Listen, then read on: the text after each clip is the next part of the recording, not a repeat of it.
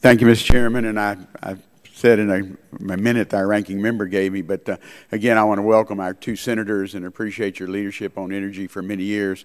Senator Johnson, my only concern is that the one LNG export facility is Cheniere. It's on the Sabine side of Louisiana instead of on the Texas side, but the company actually is a Houston company, so we've worked together across that Sabine River for many years. And Senator Dorgan, it goes without saying, some of the success in the Bakken Shell and the report that you just did, and I'll have some questions in a minute. Ms. Jaffe, we miss you in Houston at the Baker Institute at Rice University, but I know at UC Davis you're much closer to the wine country there, although we still have some Texas wine we're working on. But I represent one of the largest petrochemical complexes in the world in East Harris County. And I got some pushback a few years ago for supporting LNG exports, because I also represent a lot of folks who work in the fields, whether it be in South Texas or West Texas or anywhere else. And but I support the exports not just from a free market perspective, because we need the additional incentives for production in certain parts of the country. And producers in South Texas are still producing dry gas, natural gas, because they get liquids. And when I drive through South Texas, I see the amount of flaring of the dry gas. It hurts me, because I know one, it's bad for the environment, but all those producers would love to be able to have a market for that gas instead of sending it into the air. Our chemical industry and our utility sector want stable, low prices, but we need to ensure that the market will still be there and incentivize it. Senator Dorgan, you testified that after reviewing several recent studies on the impacts of LNG exports, the Bipartisan Policy Center Energy Board concluded that domestic gas prices are more likely to drive export levels, and exports are likely to determine domestic prices.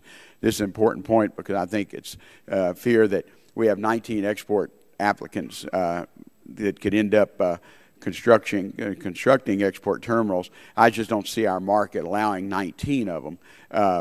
But what do you think the domestic gas prices are more likely will drive the export levels than exports are likely to drive the domestic prices?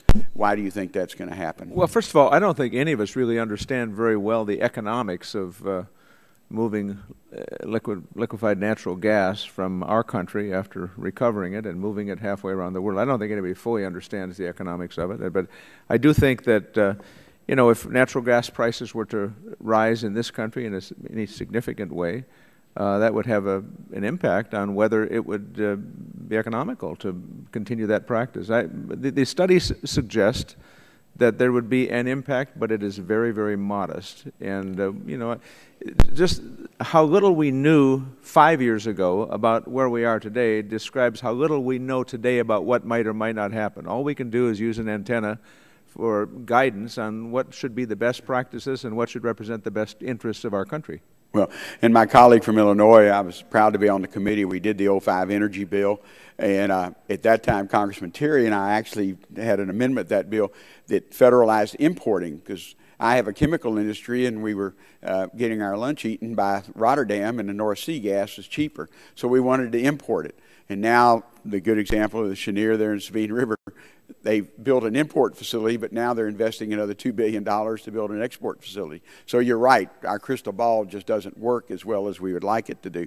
Ms. Jaffe, you mentioned U.S. Asian allies, Japan and South Korea, are seeking flexible U.S. Gulf Coast LNG contracts for reasons of economic and geopolitical.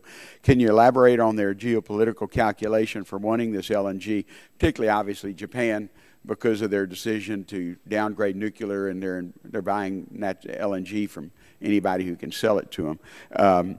So could you just elaborate on that?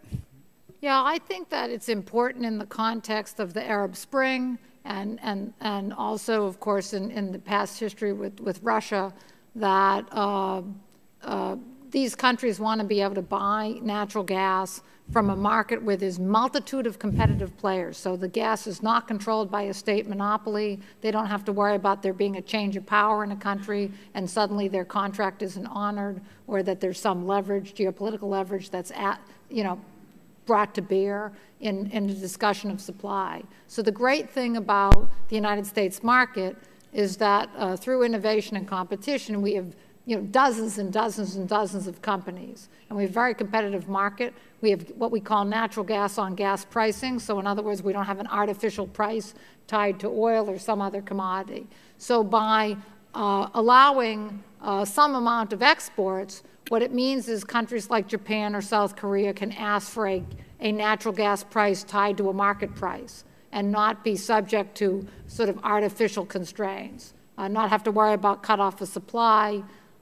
It just makes a big difference, makes a more dynamic market. And I do think that what's going to happen over time, though one can never have a crystal ball, is that as the United States market is more connected with the global market, then what you're going to see is oil-linked price contracts imposed by a Russia or by a Middle East country will not be able to stay up because there'll be so much supply and you have a global market and you'll have more flexible competitive markets. More projects will compete into different markets. We have the industry developing these technology where they have ships that can be moved from place to place to do production, or to have even a ship that can be a receiving terminal. And we'll get to have a very commoditized market in natural gas where countries like Japan will not have to worry about their supply.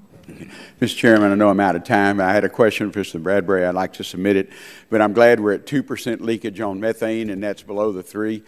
Believe me, every producer that I know would love to get down to 1% because they'd like to have that methane being sold on the market to somebody instead of releasing it into the air. So again, thank you, Mr. Chairman.